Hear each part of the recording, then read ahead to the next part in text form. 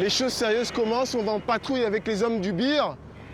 Et on va visiter notamment la forteresse d'Amchidé, qui a été de nombreuses fois attaquée par Boko Haram. Boko Haram, c'est le nom de la secte islamiste qui ambitionne de fonder une république intégriste au nord du Nigeria et qui aurait déjà fait plus de 15 000 victimes. Nous sommes un califat islamique. Nous n'avons rien à voir avec le Nigeria. Au Cameroun, pays frontalier, le groupe terroriste est aujourd'hui l'ennemi public numéro 1. Octobre 2014, une centaine d'islamistes lourdement armés attaquent le camp militaire d'Amchidé. Des affrontements d'une rare violence qui font 10 morts côté camerounais. Je me rends sur les lieux de la bataille pour rencontrer le bataillon d'intervention rapide. Bonjour. Les acteurs de cette guerre de reconquête. En ville, les populations sont traumatisées par plusieurs attentats suicides. La nouvelle stratégie de la terreur de Boko Haram. Militaires, forces de l'ordre, mais aussi civils, je suis parti à la rencontre de ceux qui font face à une menace quasi permanente.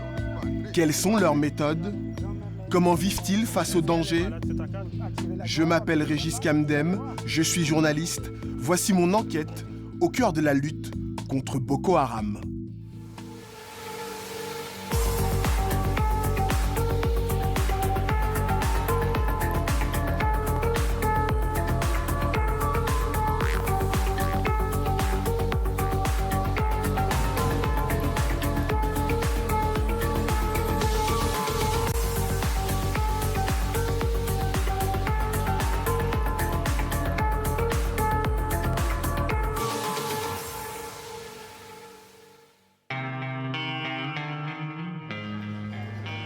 L'enquête commence à Yaoundé, la capitale du Cameroun, à plus de 1000 km de la zone de conflit entre l'armée camerounaise et Boko Haram.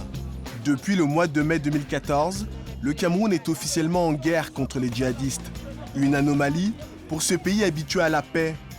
De récents attentats suicides perpétrés au nord par Boko Haram inquiètent la population, qui craint que le danger se propage jusqu'ici. Est-ce qu'on ressent ici à Yaoundé la menace Boko Haram? Ici, on ressent parce qu'il y a l'actualité, il y a le suivi des journaux et on voit ce qui se passe là-bas et ça fait mal. Et on se dit peut-être que ça aurait pu être nous et peut-être que ça va être nous demain. Vous savez qu'il y a la menace des attentats au quotidien. Ça veut dire que quand quelqu'un arrive à côté de vous, vous regardez s'il n'y a pas un sac ou quelque chose qui peut être caché sur lui. L'insécurité, c'est permanent. Vous vivez dans la psychose totale. Vous ne savez pas qui est Boko Haram, qui ne l'est pas. Puisque ce sont des gens qui sont normalement habillés comme vous, mais qui dissimulent quelque chose d'explosif sur eux.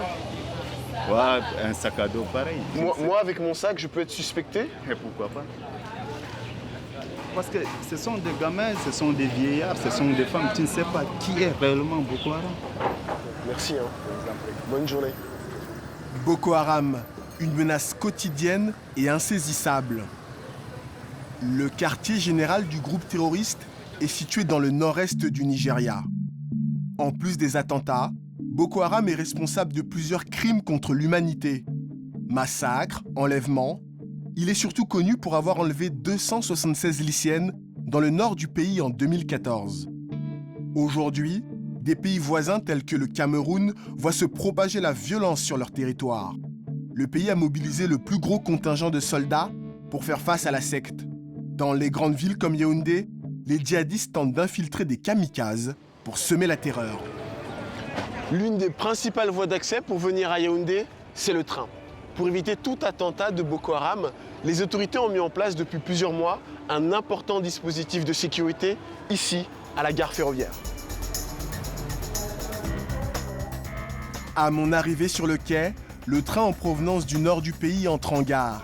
Il transporte plus de 3000 passagers, parmi lesquels peuvent se dissimuler des terroristes. Alors, comme chaque jour, les gendarmes sont à pied d'œuvre pour des contrôles minutieux. Lieutenant, vous pouvez m'expliquer ce que vous faites? Oui, nous sommes en train de fouiller les passagers pour voir s'il n'y a pas un objet compromettant Par exemple, quel genre d'objet vous cherchez là? Bon, nous cherchons les bombes, nous cherchons tout ce qui est dangereux, qui est susceptible de causer des sévices sur l'intégrité corporelle des gens.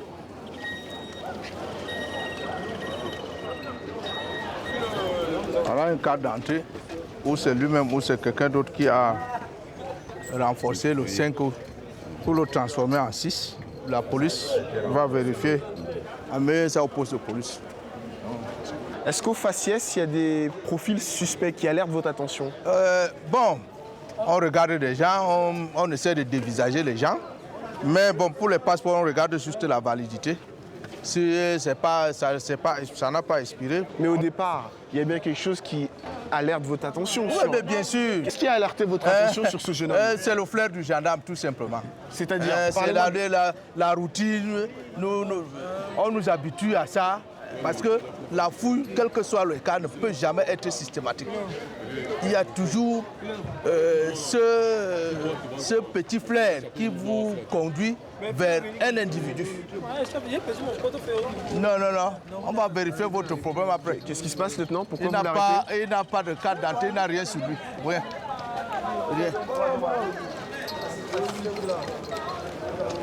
Vous avez compris pourquoi il vous arrête? Oui, il disait que j'ai perdu mon portefeuille. Qu'est-ce qu'on lui reproche? L'infraction, c'est qu'il n'a aucune pièce sur lui. Donc on ne sait pas. Il répond sur quoi, sur qui. Pour le moment, il est présumé innocent jusqu'à preuve du contraire. À la fin du contrôle, nous allons le mettre à la disposition de la police. Là. Ces contrôles renforcés à la gare constituent donc l'un des axes de la lutte contre Boko Haram dans une ville comme Yaoundé. Selon le lieutenant, ces mesures ont permis d'arrêter plusieurs terroristes et de préserver le calme. Mais la région la plus touchée, c'est le nord du pays.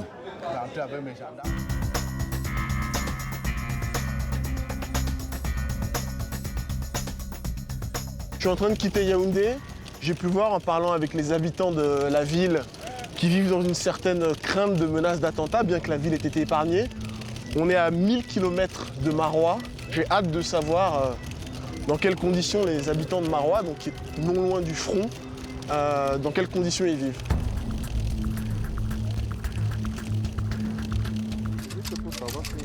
Sur le tarmac, je retrouve un bataillon de parachutistes. Ils rejoignent les 8500 soldats déjà postés sur la ligne de front. Le Cameroun est le pays qui a déployé le plus grand nombre de militaires dans la lutte contre Boko Haram. Depuis la vague d'attentats suicides qui a secoué la région de l'extrême nord, le gouvernement renforce la présence militaire. À bord de l'avion, la tension est palpable. Chaque soldat sait qu'il ne reviendra peut-être pas vivant.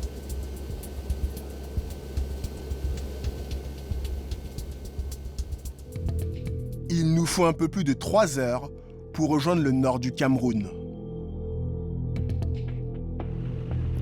Ma première halte dans le nord est à Maroua, la capitale de la région, située à une centaine de kilomètres de la frontière avec le Nigeria.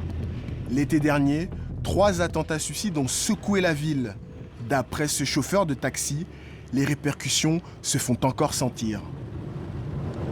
Depuis les attentats suicides de juillet dernier, comment est Maroua alors? Maroua est devenu maintenant très faible. Rien ne fonctionne maintenant à Maroua. Votre activité de taximan? Ça ne va même pas. Parce que s'il n'y a pas les étrangers, rien ne marche. Il n'y a pas le marché. Il n'y a personne qui vient. Avant, il y avait les étrangers qui viennent payer les choses, il y avait les activités depuis l'attentat à fait, mais tout ne marche pas maintenant. Les gens ont peur? Oui, les gens ont peur. Les gens ont peur.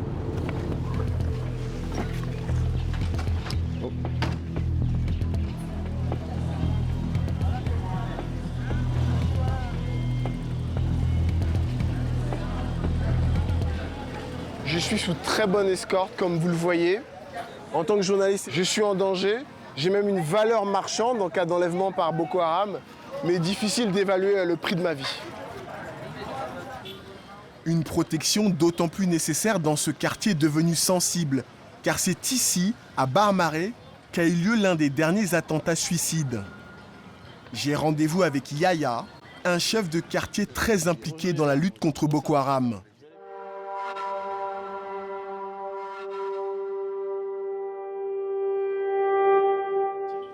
Yaya dirige une milice d'autodéfense composée d'habitants du quartier. Ensemble, ils traquent les terroristes. Alors présentez-moi votre équipe quand même. Bon, ça c'est les 3 membres du comité de vigilance. Membre du comité vigilant numéro 1. Et ça c'est Saliou. Enchanté Saliou. Merci. D'accord. C'est M. Saliou. Nous sommes le comité de vigilance. On sécurise notre secteur quand même. On fait de la sécurité dans notre ville. Donc c'est comme ça qu'on vous identifie. Oui, c'est comme ça qu'on s'identifie. Le 22 juillet dernier, les habitants du quartier vivent un véritable cauchemar. 2 explosions meurtrières, dont une ici, à l'endroit où nous nous trouvons. 2 jeunes filles kamikazes font exploser des bombes artisanales. Le bilan est lourd, près de 40 morts et une centaine de blessés. Yaya et ses amis comptent parmi les premiers témoins arrivés sur les lieux. Les déflagrations ont laissé des stigmates encore bien visibles. Et vous pouvez me montrer, voir les dégâts qui ont été causés. Donc tout ça là, c'est les éclats de la bombe. Tout ça. Oui, il y a d'autres qui sont assis ici là. Parmi ceux qui sont assis ici là, tous sont même morts. Il y a c'est une petite cafétéria, il y a un grand frère qui gérait son cafétéria ici. Bon, il y a le nombre de gens qui viennent se déposer ici, qui boivent le thé ici. Bon, à 7 ans, à 14h30 comme ça, on avait entendu seulement le bruit bam. Bon, on a couru, on avait dit que c'est le roue de moto qui avait explosé. Bon, on est venu, on avait trouvé notre frère qui sont dans le sang, d'autres gens qui sont dans le combat comme ça. Bon, on avait pris d'autres gens, on a amené à l'hôpital. Bon, n'est pas même 2 minutes ou 3 minutes comme ça, on avait attendu encore notre explosif dans le marché central. Bon, c'est comme ça qu'on avait peur alors. C'est quelque chose qui... C'est mauvais gens qui sont entrés dans notre ville. Bon, tout le monde courait partout, mais jusqu'à que le force de l'ordre qui est venu, bon, nous calmait, bon, attendez. C'est comme ça qu'on avait commencé à faire. Et vous avez perdu un membre de votre famille dans cet attentat? Oui, effectivement, j'avais perdu le fils de mon oncle, Omar Isma. C'est mon grand frère. Il avait quel âge? Bon, à peu près, il peut avoir 52 ans ou 53 ans comme ça. Bon, celui qui est mort ici, c'est que je le connais très bien. Il y a Omar, un tailleur qui court au marché. Il est venu ici pour manger. C'est ici qu'il est tombé. C'est ici même. Ici là? Oui, c'est ici même qu'il est tombé. Il est tombé ici. Donc si ça a la puissance de percer comme ça un tronc d'arbre, on peut imaginer, on peut bien imaginer ce que ça fait sur un être humain. Mais on voit ça. Même là on voit. Yaya souhaite justement me montrer les séquelles causées par les explosions sur des rescapés. Direction l'hôpital de Maroua. Nous rencontrons des adultes à jamais marqués dans leur chair, mais aussi des enfants. Leurs meurtrissures témoignent de la barbarie aveugle de Boko Haram. Merci de nous recevoir. Merci. Tout ça, c'est des blessés des attentats. Bonjour, du courage. Bonjour. On a même des enfants. Il a 12 ans. Il a 12 ans. Dans l'attentat suicide, il a perdu sa jambe. Waouh. Même une petite fille. Waouh. Elle s'appelle comment? Warajirang Abina. Amina. Elle a quel âge? Ibar Manyara. Elle a 12 ans aussi. 12 ans aussi.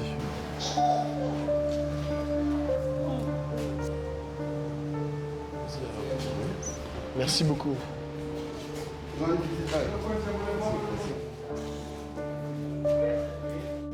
Dans la cour de l'hôpital, nous retrouvons l'un des amis du comité, Mustapha. Quelques minutes avant l'attentat, Mustapha s'est retrouvé nez à nez avec l'une des kamikazes. Une rencontre qui a fait basculer sa vie à jamais. Qu'est-ce que vous faisiez au moment de l'attentat? On sortait de la mosquée. Bon, nous sommes arrivés, il y a une cafétéria chez mon grand frère. Bon, je suis venu m'asseoir là-bas. Bon, j'ai couché mon dos. Bon, j'ai vu la dame là, elle est passée comme ça, devant. Bon, j'ai vu encore même pas une minute, il vient de retourner, venir vers nous. Là, avec une petite assiette comme ça. Il nous demande quelque chose. Moi, je suis couché. On est en train de causer avec des amis. On de discuter du verre comme ça. Bon.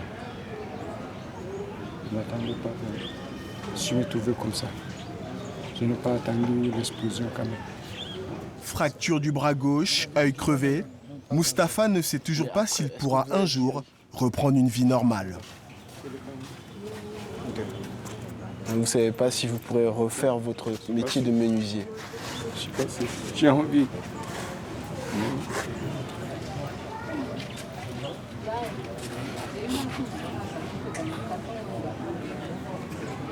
Je vois que vous êtes ému aussi. Qu'est-ce que ça vous fait de voir ça? Parce que ça, on est ensemble tous les jours. Voilà, lui, il est ici. Bon, ça fait mal quand même. Vous pleurez beaucoup là? Ça vous touche? C'est mon petit proche. On était des proches. Nous étions très proches. Mais maintenant, il n'est pas libre. Je sais pas le faire.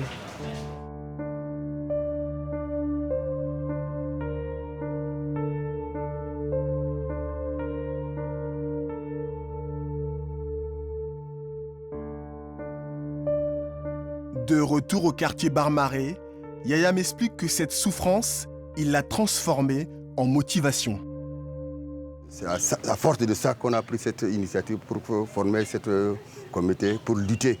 Même s'il y a pas les forces de l'ordre, nous-mêmes on va se battre par tous les moyens.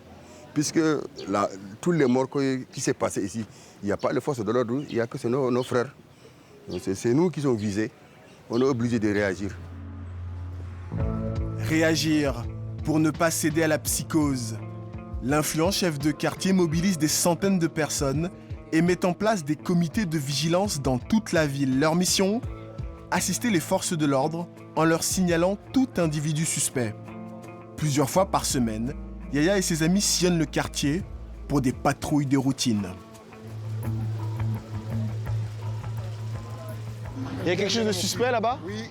Quand tu avais le sac comme ça, si on ne te connaît pas, on te fouille. Le monsieur qui a le sac là-bas, en tunique rose, il a un sac. Ça, c'est quelqu'un qui peut être suspect. Comité de vigilance. Comment vous avez su qu'il était étranger? La peau et le machin là. Bon bah oui, c'est pas suspect, il n'y a rien de suspect dans tout ça quoi. C'est des poudres. Donc bah ok. Là ils ont interpellé quelqu'un du Niger. Ils sont tout de suite aperçus que c'était pas un Camerounais. Et ils lui ont demandé ce qu'il faisait ici, ils l'ont fouillé. Et fausse alerte quoi. C'est juste un guérisseur traditionnel.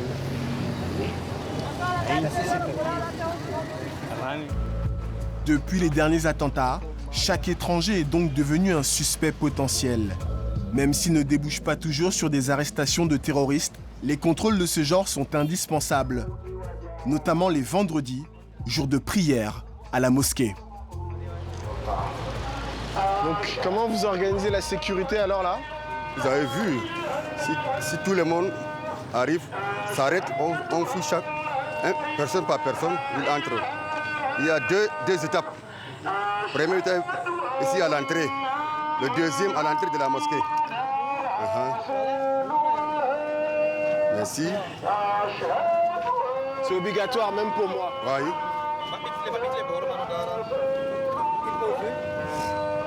On ne sait jamais ce qu'un sac peut cacher. Hein. Bien sûr. Merci. Est-ce que là, potentiellement, vous vous dites qu'il y a un Boko Haram qui est caché? Non, on les fouille. On ne peut pas entrer. Il ne peut pas entrer. De l'entrée. Mais vous pensez qu'ils sont capables? Vous pensez qu'ils sont capables d'essayer? Oui, ils ont essayé, ils ont tenté, ils n'ont pas réussi. Ils ont déjà essayé de... À plusieurs reprises. Comment ça s'est passé? Il veut seulement là où il y a le monde. L'heure de la mosquée, il vient habillé comme nous. Dès qu'on a commencé par fouiller, ils ne viennent pas. Ils cherchent pour faire commander les gens, ils amènent les petites filles. Là aussi, on a interdit. Donc, est-ce que vous avez intercepté en fouillant un Boko Haram? Vous avez déjà fait des interpellations? Si, mais pas au niveau de la mosquée. Ok.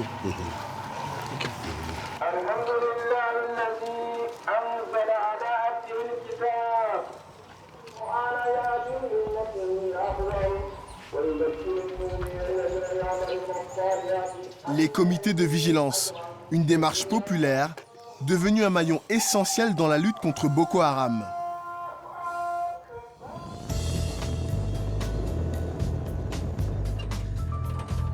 Mais c'est la police et la gendarmerie qui sont aux avant-postes pour assurer la sécurité de la ville. Quelles sont les mesures mises en place par les forces de l'ordre? Pour obtenir des réponses, je rencontre le capitaine de gendarmerie, Jean-Alain Ndongo.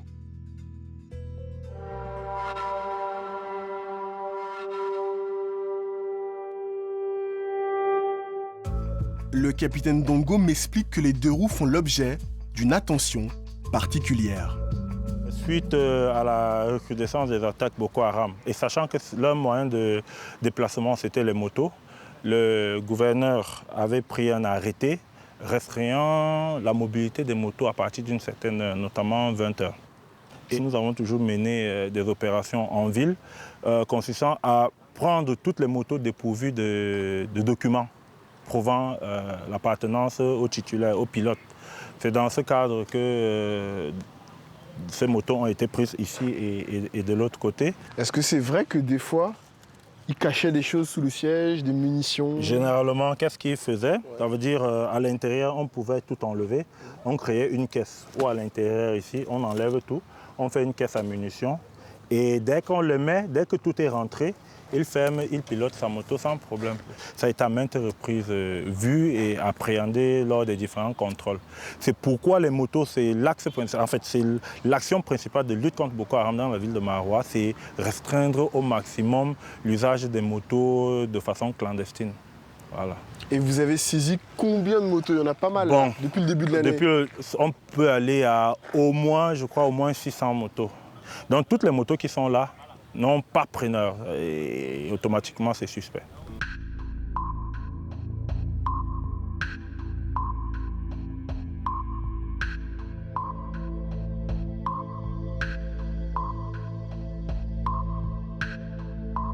Pour réaliser ces saisies, les gendarmes effectuent quotidiennement des contrôles routiers. À la nuit tombée, comme à son habitude, Jean-Alain Ndongo part en patrouille. Donc on va retrouver les policiers avec les gendarmes déjà rassemblés. On fait le briefing, on briefe les hommes sur la mission de ce soir, comment est-ce que ça va se passer et puis on va les dispatcher dans les différents points retenus pour la sécurisation de la ville ce soir. Vous connaissez comment on remplit, non?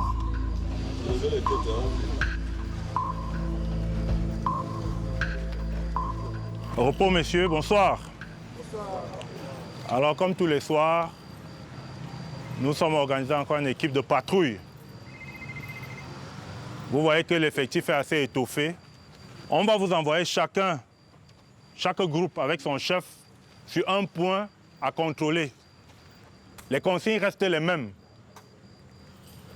À partir de 20 h, on ne veut plus voir les motos circuler. Si ce n'est pas les motos des FMO, ou de personnel de santé. Fouillez-moi tous les véhicules. Carte d'identité de tous les passagers. Ceux qui n'ont pas de carte, on les amène au poste. Vous déployez combien d'hommes au total, là, ce soir? On a une 60aine d'hommes.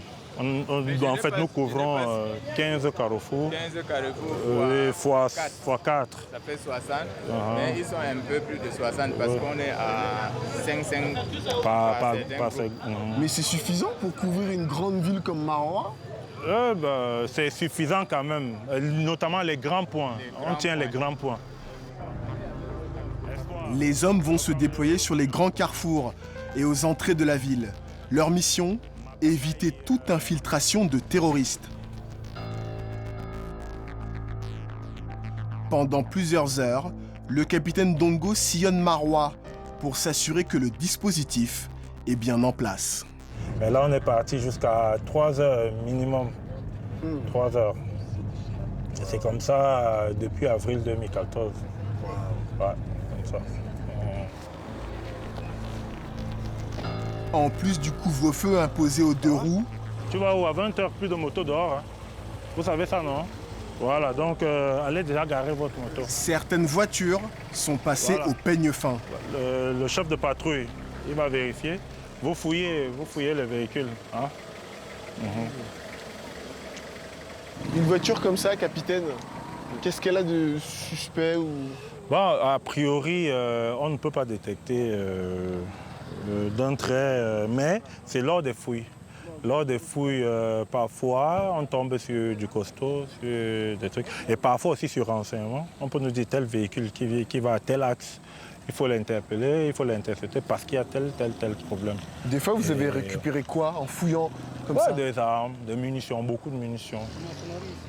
Un peu plus loin, un cycliste va même être interpellé. Oh, si tu n'as pas de carte, on va t'amener au camp. Mais là, vous êtes sans pitié, hein? Non, c'est sans pitié. On va l'amener au poste. Si sa famille peut l'identifier, si on peut nous apporter sa pièce, oui, on va le libérer. Mais s'il n'y a pas, on monte une procédure pour défaut de carte nationale.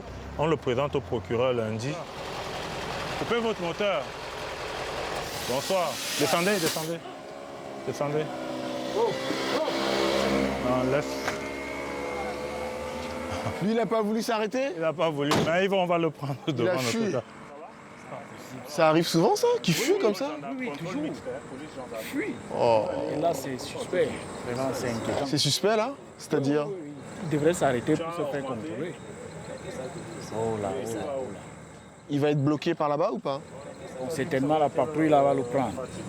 La patrouille qu'on a laissée plus haut. Ce motocycliste devrait être arrêté plus loin, mais il a tout de même réussi à passer le premier contrôle, ce qui montre que malgré les efforts déployés, des failles subsistent.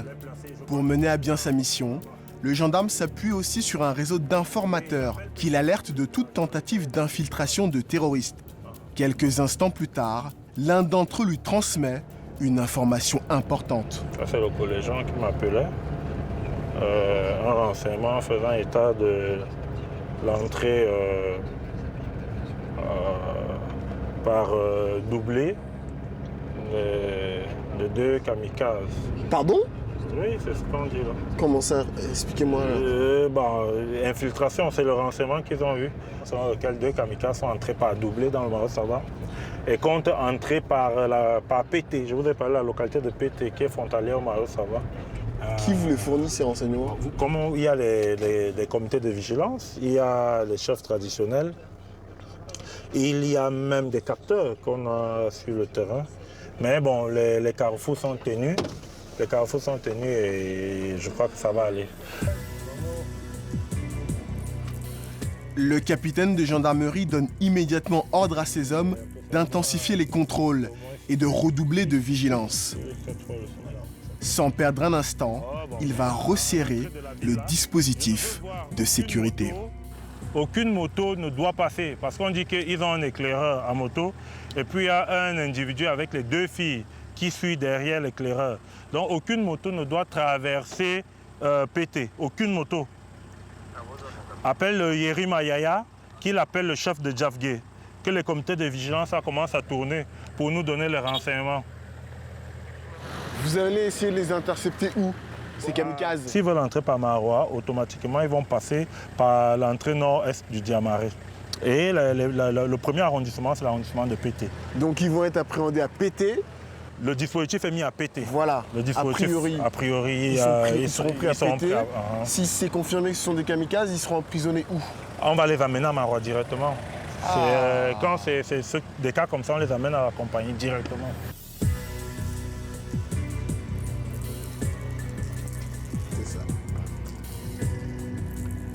Faites attention, les contrôles des véhicules qui viennent là, il faut les fouiller systématiquement. Les motos, sans hésitation, vous les garez, on va venir les récupérer. Ok, je vais refaire des tours tout à l'heure.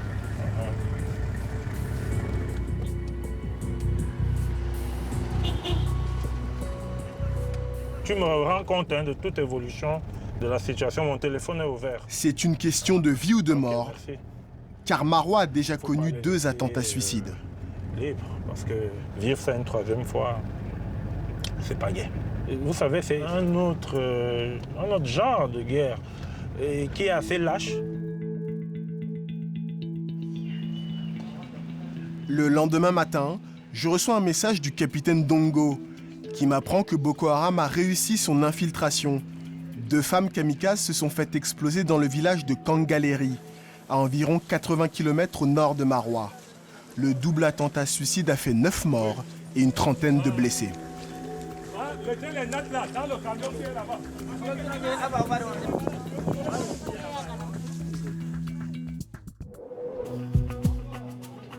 Mais pourquoi la secte islamique a-t-elle décidé de s'en prendre aux civils?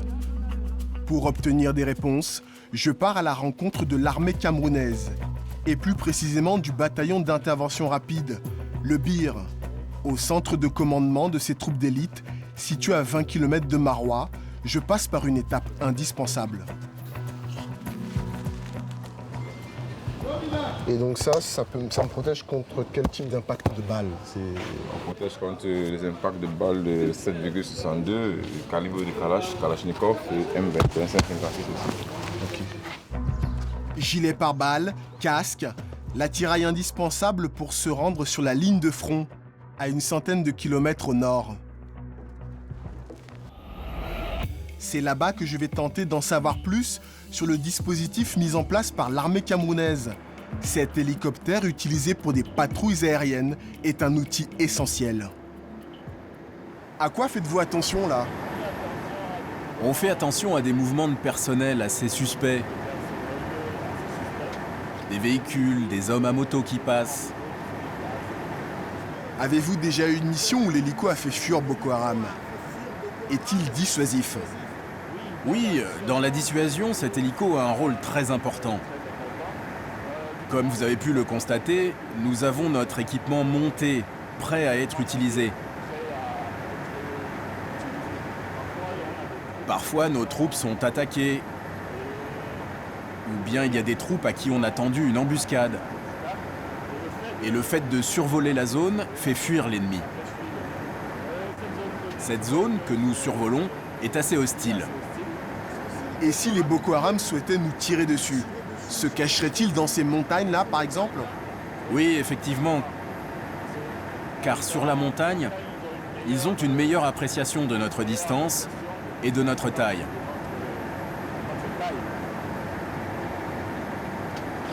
Les Boko Haram ont-ils déjà tiré sur l'hélicoptère? Affirmatif. Une fois, on se trouvait au niveau de Photocol. Et puis, on a reçu des coups de feu après. Avez-vous été touché? Non. On est entraîné pour éviter ce genre de petites attaques. Des attaques de Boko Haram, le territoire camerounais en a pourtant subi plusieurs. Courant 2014, la secte islamiste met en déroute l'armée nigériane et contrôle une vingtaine de villes dans l'état de Borno, au nord-est du Nigeria. Aboubakar Shekau, le chef de Boko Haram, va même jusqu'à y proclamer un État islamique. Grâce à Dieu qui nous a donné la victoire à Gwoza et à nos frères qui ont rempli leur part dans le califat islamique. Nous sommes un califat islamique, nous n'avons rien à voir avec le Nigeria. La zone devient un bastion de Boko Haram qui passe la frontière et attaque plusieurs villages camerounais. La riposte du Cameroun ne se fait pas attendre. Les troupes d'élite érigent plusieurs camps militaires au nord-ouest du pays, sur près de 460 km. Ils forment un rempart de sécurité le long de la frontière. Je fais escale dans le camp de Kolofata, dirigé par le capitaine Jankuo. Nous sommes à une dizaine de kilomètres du Nigeria, en plein cœur de la zone de combat. Là, nous avons un poste type équipé d'une arme collective de 12,7 mm, équipé d'un tireur, équipé également d'au moins 2 sentinelles de jour comme de nuit. Ça permet d'être en permanence en surveillance de tout le dispositif du camp militaire. Là, nous avons une pièce d'artillerie avec un canon de 120 mm. Ça s'appelle le Cardomté. Donc ça fait partie de l'un de nos matériels majeurs. Nous en avons beaucoup. Et est-ce que là, cet endroit où on est là, ce camp a été attaqué déjà par Boko Haram? Effectivement, je vous parlais de l'attaque du 12 janvier. C'est l'une des plus grosses attaques que nos dispositifs, nos forces n'aient jamais connues depuis le début de la guerre contre Boko Haram. Ça s'est passé ici à Kolfata. Et effectivement, ces Cardomté ont été mis en œuvre et elles nous ont beaucoup servi. Parce qu'au-delà de l'engagement des hommes au contact des blindés qu'on avait, des armes collectives que nous avions, également des combattants, BIR, gendarmerie, RAS et BBR que nous avions. Ces armes nous ont servi pour l'appui. Donc ce 12, on a fait un très bon bilan d'un peu plus de 150 Boko Haram qui avaient été tués tout autour du camp. Quand vous dites RAS, BBR, c'est des acronymes, c'est des unités... C'est des unités qui font partie de la force composite qui se trouve ici. Donc on a vu l'équipement qui est là-bas. Dans un camp comme celui-ci, quels autres matériels vous avez? Nous avons... voilà, ça tombe bien. Nous avons également ce 07P. C'est un engin blindé de reconnaissance avec un canon de 12 mm. Et ça fait partie justement de la force BBR, donc bataillon blindé de reconnaissance. Et on peut dire qu'en termes de force de frappe, de puissance de feu, vous êtes supérieur à Boko Haram? Ils ont des engins comme ça, Boko Haram?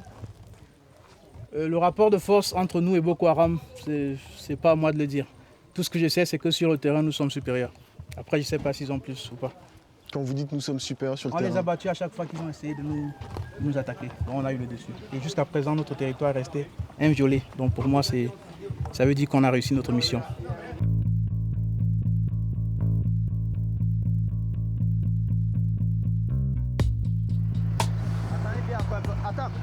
Les choses sérieuses commencent. On va en patrouille avec les hommes du BIR.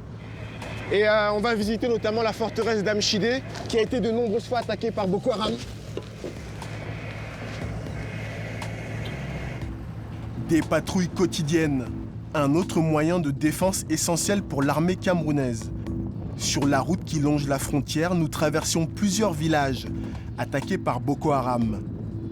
Régulièrement, les troupes d'élite sont saluées joyeusement par les enfants, signe que le calme revient peu à peu. Un calme tout de même fragile. Le Nigeria est de ce côté, ça veut dire qu'à tout moment, on peut faire l'objet d'une attaque de Boko Haram. Un quart d'heure plus tard, nous arrivons sur le théâtre de l'une des plus célèbres batailles de la guerre contre Boko Haram. On arrive à la forteresse de Amchidé qui a été attaquée par Boko Haram plusieurs fois. D'ailleurs, on en voit encore les séquelles. Par exemple, ce char qui est complètement brûlé.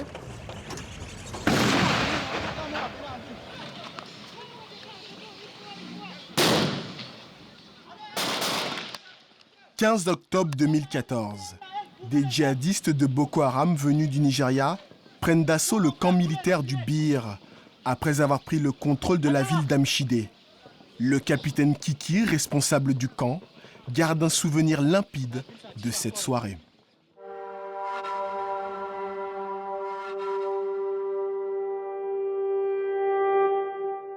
Ils ont tenté de s'emparer de notre camp en venant de Banqui. Ils ont profité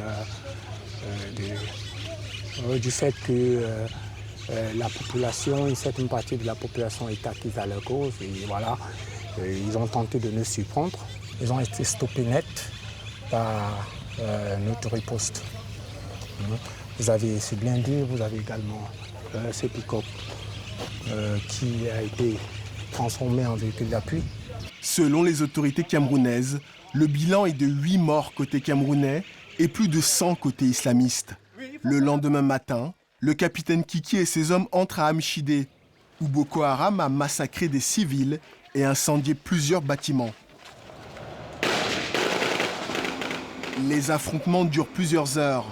En fin de matinée, les hommes du Bir reprennent la ville et mettent en fuite les djihadistes qui traversent la frontière. On y va là, on y va. Allez embarquer.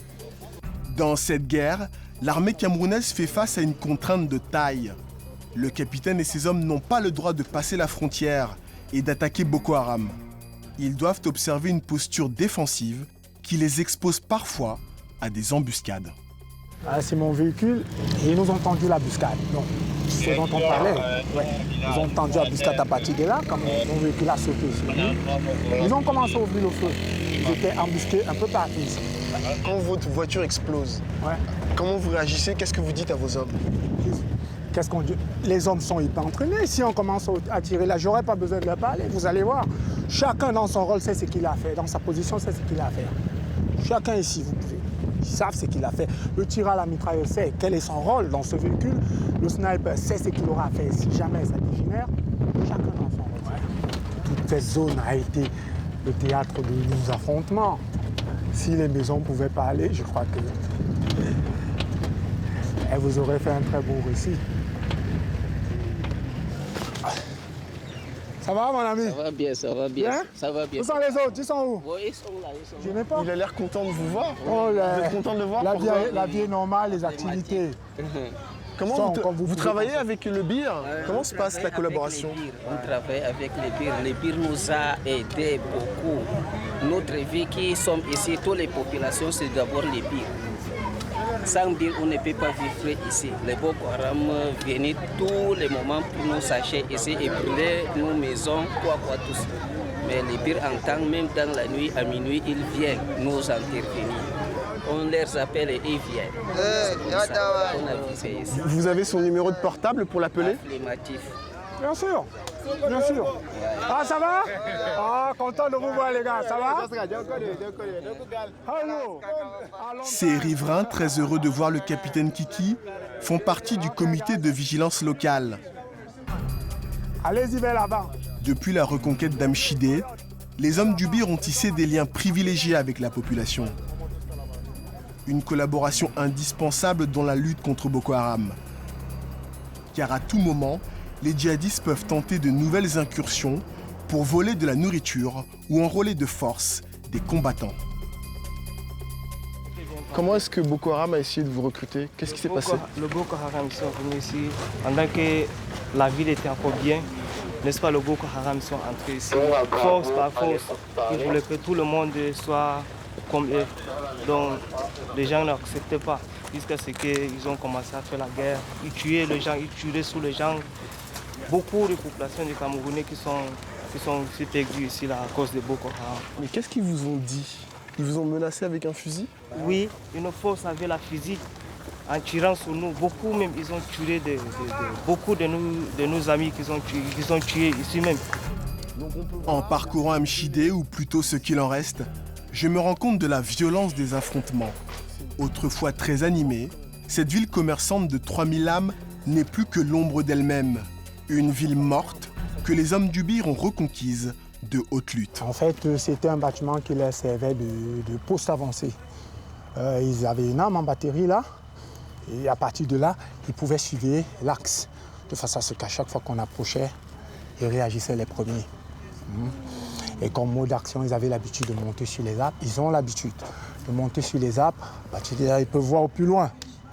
Et c'est un peu comme ça que de temps en temps, ils nous surprenaient. On avait toujours la riposte nécessaire pour pouvoir les déloger. Là, nous sommes à la limite. À partir de l'autre côté, c'est le Nigeria. Donc, ouais. Vous voyez que la distance est nulle. Ouais, ça, c'est nous le sommes Nigeria. au Nigeria, ouais. Voilà, Bah oui, voilà la marqué plaque. Voilà la Nigeria. plaque. Ouais. Ouais. Moi, j'ai le droit de traverser? Bien sûr. Ouais. Voilà. Et alors justement, si là c'est le Nigeria, vous savez d'après vos renseignements où se trouve Boko Haram, à combien de kilomètres? À quelle distance ils sont d'ici? Oui, à Koumché. Je crois quand même qu'ils ont un bastion à Koumché qui a une vingtaine d'ici. Une vingtaine de kilomètres. Ouais. Donc vous restez très vigilant. Très attentif, très vigilant. Et d'où j'ai parlé d'un calme précaire. Camps militaires lourdement armés, patrouilles incessantes, collaboration avec les comités de vigilance. Grâce à ce dispositif, l'armée camerounaise a réussi à repousser les troupes de Boko Haram au Nigeria. Mais la frontière entre les deux pays est poreuse. Un point faible que les djihadistes s'efforcent d'exploiter en multipliant les incursions au Cameroun. Peu après mon départ, plusieurs affrontements entre les hommes du BIR et les djihadistes ont eu lieu. Les soldats de Boko Haram ont également pillé et incendié plusieurs villages. Au nord-est du Nigeria, Boko Haram a profité de la désorganisation de l'armée nigériane ainsi que de la faiblesse des moyens mis en œuvre par le gouvernement de Lagos. Exploitant ce vide, les djihadistes auraient à ce jour massacré plus de 15 000 civils. Par crainte de la secte, des milliers de villageois fuient le Nigeria et rejoignent le Cameroun. Le camp de Minawao, à 70 km de la frontière, accueille plus de 40 000 réfugiés nigérians. Des enfants, des femmes, mais aussi des jeunes hommes, comme Lucas Isaac, un ancien agriculteur, arrivé il y a maintenant 2 ans.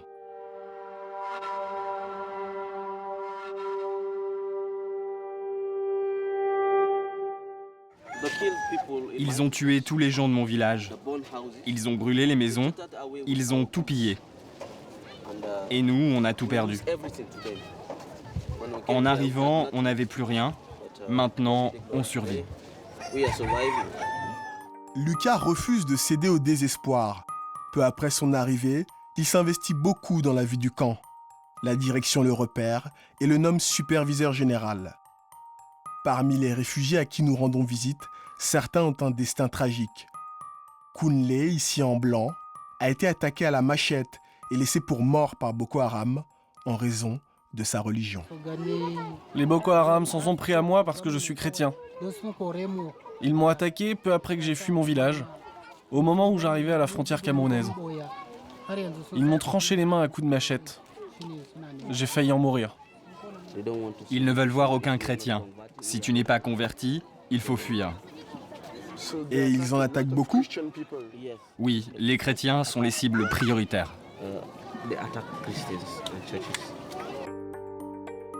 Comme Kunle, plus de la moitié des réfugiés sont chrétiens. Au Nigeria, ils sont devenus les cibles prioritaires des islamistes de Boko Haram.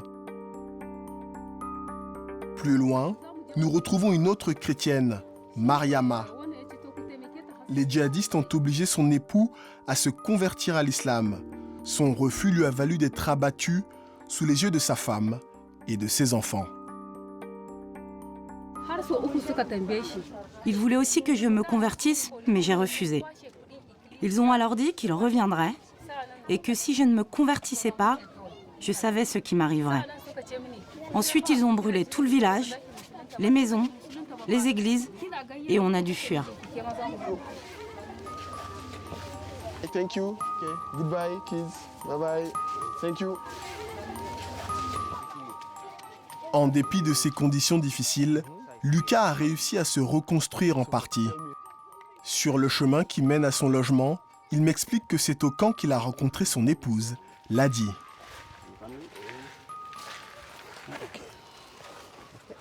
Okay. Alors, racontez-moi votre rencontre. Je travaillais comme secrétaire et c'est moi qui l'ai inscrite à son arrivée. Je lui ai demandé son nom et d'où elle venait. Je lui ai dit que je la trouvais jolie. Elle m'a dit merci.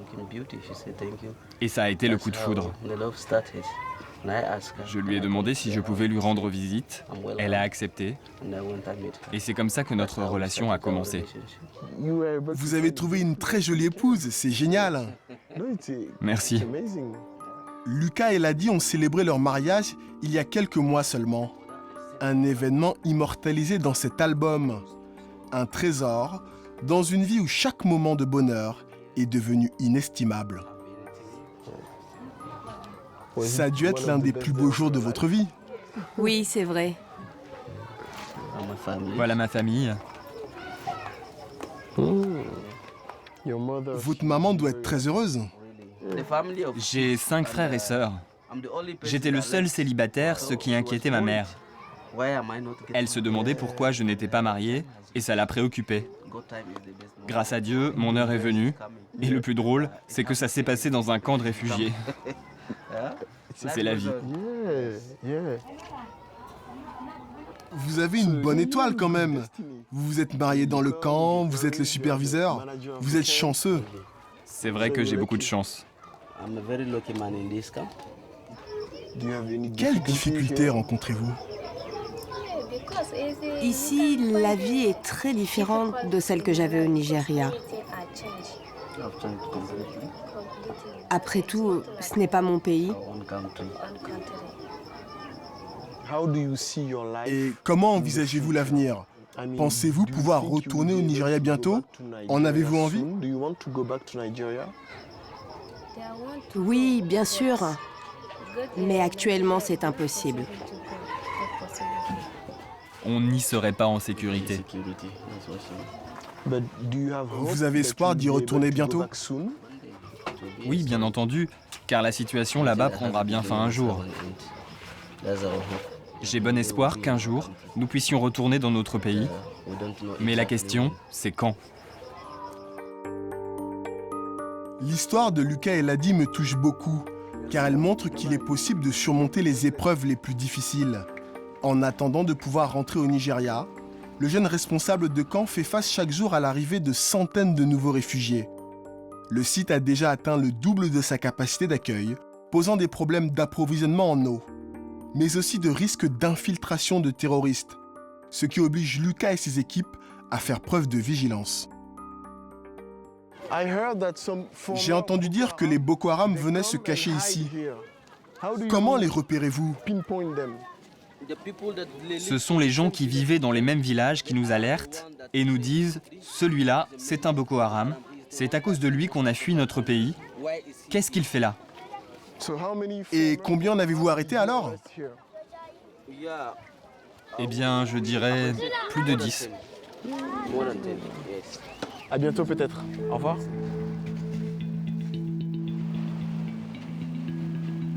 L'enquête touche à sa fin. Elle a révélé que la lutte contre Boko Haram est devenue une cause nationale au Cameroun. Elle implique l'armée, les forces de l'ordre, mais aussi les citoyens, entrés en résistance contre un ennemi commun. Ce combat revêt également une dimension internationale car il affecte le Nigeria, le Tchad et le Niger. Les États-Unis viennent par ailleurs d'envoyer au Cameroun 300 soldats spécialisés dans le renseignement. Mais en attendant que cette coopération antiterroriste ne porte ses fruits, Boko Haram a malheureusement encore le pouvoir de semer la terreur.